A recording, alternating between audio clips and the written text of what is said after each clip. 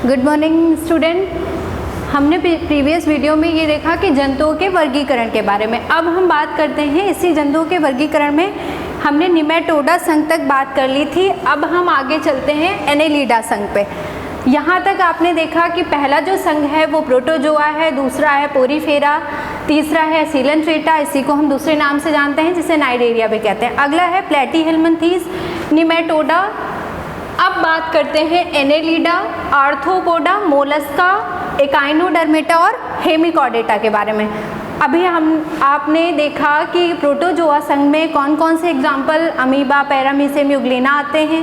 Porifera में Spongilla आते हैं। सीलेंट्रेटा में हमने आपको बताया कि इसका नाम जो है वो नाइडेरिया है, इस दूसरे नाम से भी जानते हैं इसको, इसे नाइडेरिया भी कहते हैं। और इसका एग्जाम्पल क्या है, हाइड्रा और जेलीफिश है। अगले क्या है, अगला है संघ प्लेटीहेल्मिन्थीस, जिसमें आपका फीता कृमि और लिवर फ्लूक भी आते हैं। इसमें ऐसे जंतु आते हैं जो चपटे होते हैं, इसलिए इनको चपटे कृमि के नाम से भी जानते हैं।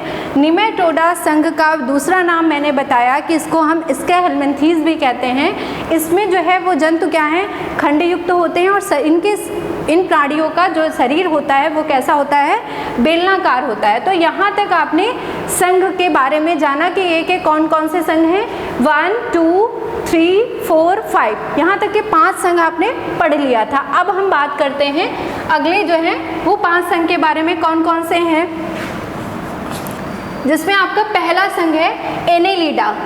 एनेलिडा संघ ऐसा संघ होता है जिसके जो जंतु होते हैं वो खंडयुक्त होते हैं, इनमें खंडयुक्त शरीर पाया जाता है।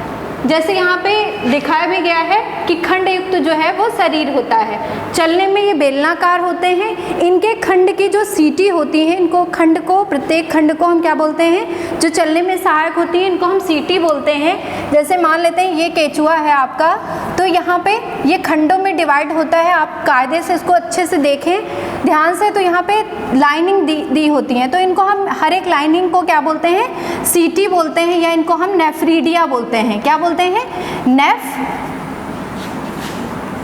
बोलते हैं। क्या बोलते हैं, नेफ्रीडिया।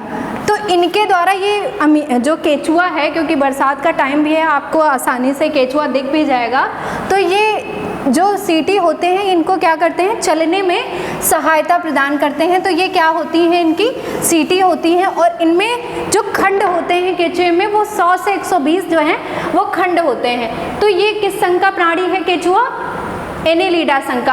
अगला आपका जोंक भी इसी में आता है। तो ये केचुआ और जोंक जो है किस संघ के एग्जाम्पल हैं, एनेलिडा। कभी कभी क्वेश्चन भी पूछ लिया जाता है कि केचुआ का संघ का नाम बताइए, तो आप क्या कहेंगे, एनेलिडा है। जोंक भी किस संघ में आता है, एनेलिडा में आता है। तो ये आपके ये एग्जाम्पल हो गए संघ के, और ये इनके क्या हैं, लक्षण लिखे गए कि लंबे होते हैं, खंडयुक्त होते हैं, और चलने के लिए इनमें क्या पाई जाती हैं, सीटी, या इन्हीं को हम इंग्लिश में नेफ्रीडिया कहते हैं। ये तो आपका एनेलिडा संघ था। अब आते हैं किस संघ पे, आर्थ्रोपोडा संघ के बारे में।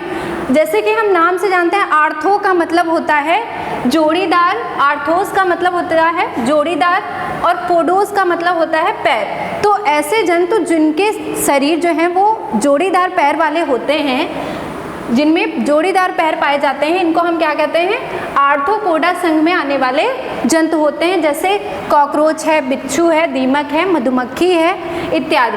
तो आप देख रहे हैं सभी संघों में जो है वो सबसे बड़ा संघ कौन सा है, आर्थ्रोपोडा है, क्योंकि इनकी जो है कीटों की लाखों जातियाँ होती हैं जिनको आप काउंट भी नहीं कर सकते। तो ये कौन सा है, जितने भी संघ अभी तक आपने पढ़े इनमें नीचे भी आप देख रहे हैं कि सभी में सबसे बड़ा संघ जो है वो आर्थ्रोपोडा है। कभी कभी पूछा भी क्वेश्चन जाता है कि सबसे बड़े संघ का नाम बताइए, तो कौन सा संघ सबसे बड़ा है, ये है आपका आर्थ्रोपोडा संघ। तो यहाँ पे देख रहे हैं कि आर्थ्रोपोडा जो संघ है इसमें देखिए कॉकरोच भी आते हैं, बिच्छू भी है, अभी हमने आप में इसमें बहुत सारे एग्जाम्पल लिखे भी नहीं हैं, मधुमक्खी है, मक्खी है, जिनमें पोरदार जोड़ीदार पैर पाए जाते हैं, इनमें कौन से आते हैं, आर्थ्रोपोडा संघ। इसके बारे में सबसे पहले जो है वो पता लगाया था 1845 में वॉन सीबोर्ड ने, एक वैज्ञानिक थे वॉन सीबोर्ड, इन्होंने इस संघ के बारे में पता लगाया, इसलिए इन्होंने इसके बारे में खोजा था, इसलिए ये आर्थ्रोपोडा के बारे में इनको ज्ञान प्राप्त हुआ,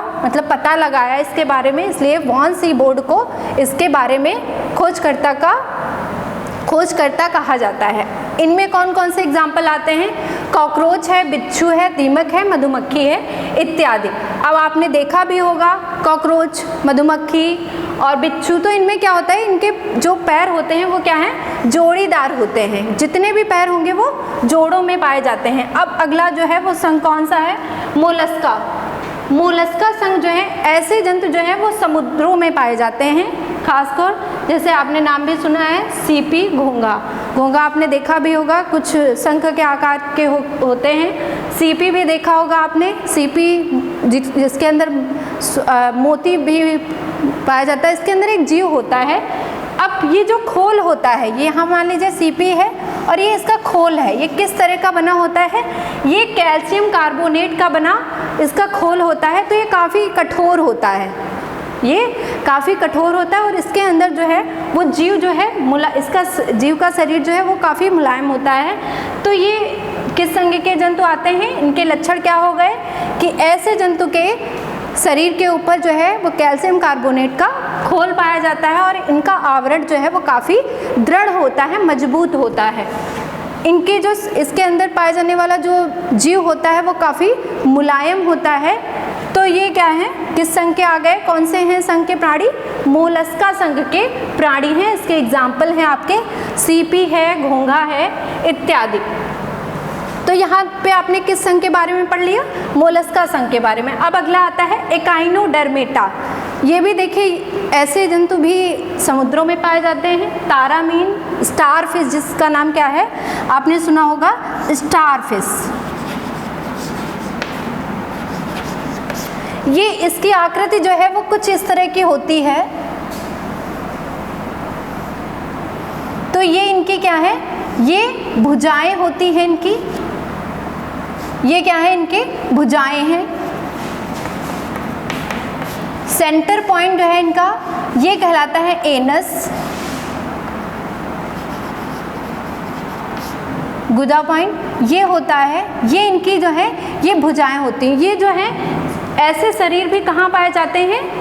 समुद्रों में पाए जाते हैं। जैसे नाम से भी अगला हमने लिखा हुआ है समुद्री खीरा। ये भी जो है किसका एग्जाम्पल है, किस संघ का? एकाइनोडर्मेटा। तो ये भी इनमें इनके जो प्राणी होते हैं ये काफ़ी अलग प्रकार के होते हैं, काफ़ी देखने में विचित्र होते हैं। इनमें जो भुजाएं की संख्या भी काफ़ी अधिक होती है स्टारफिश में। तो ये क्या है, किस संघ के प्राणी होते हैं? एकाइनोडर्मेटा। अब अगला जो है वो कॉर्डेटा आपने पढ़ लिया था। कॉर्डेटा और नॉन कॉर्डेटा में क्या डिफरेंस है? अब हम आपको इसी से एकाइनोडर्मेटा के बाद जो है किस संघ के बारे में हम बताते हैं, हेमिकॉर्डेटा। हेमिकॉर्डेटा का जो एग्जाम्पल है उसका नाम है वेलेनोग्लासिस। अब हेमिकॉर्डेटा जो है वो किस तरह का प्राणी हो, इसमें कौन कौन से जंतु आते हैं, इनके क्या इनके लक्षण होते हैं, यही पूछा जा सकता है कि इनमें कौन कौन से लक्षण होते हैं। तो इनके जो प्राणी जो हैं ये भी समुद्रों में ही होते हैं। तो इनके जो श्वसन क्रिया की घटना होती है कि मतलब सांस कैसे लेते हैं, तो ये अपने गिल्स के द्वारा ये सांस लेते हैं। इनका शरीर भी कुछ बेलनाकार ही होता है। कॉर्डेटा से पहले जो जंतु आते हैं उनको हम किस में रखते हैं, किस संघ में रखते हैं? हेमिकॉर्डेटा में रखते हैं। हमने आपको कॉर्डेटा और नॉन कॉर्डेटा में भी डिफरेंस बताया कि कॉर्डेटा में क्या होता है, नोटोकॉर्ड प्रेजेंट होती है, मतलब रीढ़ की हड्डी पाई जाती है, मतलब पृष्ठ रज्जु जो है वो प्रेजेंट होती है कॉर्डेटा में, और नॉन कॉर्डेटा में नहीं पाई जाती है। और कॉर्डेटा में जितने भी स्तनधारी प्राणी हैं वो कॉर्डेटा में ही रखे गए हैं। कॉर्डेटा को भी कई वर्गों में विभाजित किया गया है। तो ये भी हम आपको अभी बताएंगे कि कॉर्डेटा के जो हैं कौन कौन से वर्ग होते हैं, कि इनको किस किस वर्गों में डिवाइड किया गया है। तो ये आपने देखा यहाँ पे 10 जंतुओं के संघ पूछे गए हैं कि इनके कौन कौन से हैं। इसमें पहला आपका प्रोटोजोआ, पोरीफेरा, सीलेंट्रेटा, प्लैटीहेलमिन्थेस, निमेटोडा। अगला एनेलिडा, आर्थ्रोपोडा, मोलस्का, एकाइनोडर्मेटा और हेमिकॉर्डेटा। ये आपके 10 संघ हैं जिनके बारे में आपको लक्षण, उनके एग्जाम्पल और उनके डायग्राम सहित कायदे से याद कर लीजिए तो आपको ये अच्छा रहेगा। तो ये जो लेसन है जंतुओं के वर्गीकरण के बारे में, तो इसमें आपने सबसे पहले क्या पढ़ा, वर्गीकरण पढ़ा। वर्गीकरण क्या होता है, वर्गीकरण के बारे में किसने खोजा, कैरोलस लिनियस ने 1735 में। उन्होंने इसमें क्या जाना, इन्होंने द्विनाम पद्धति के बारे में बताया कि द्विनाम पद्धति क्या होती है। तो स्टेप स्टेप करके आपने इन सब चीज़ों के बारे में पढ़ा, तो ये बहुत ही इम्पॉर्टेंट है जिसको आप कायदे से देख लीजिए और एक एक संग उनके एग्जाम्पल सहित याद भी कर लीजिए। तो ये जो है वो आपका बहुत ही अच्छा चैप्टर रहा। Thank you class.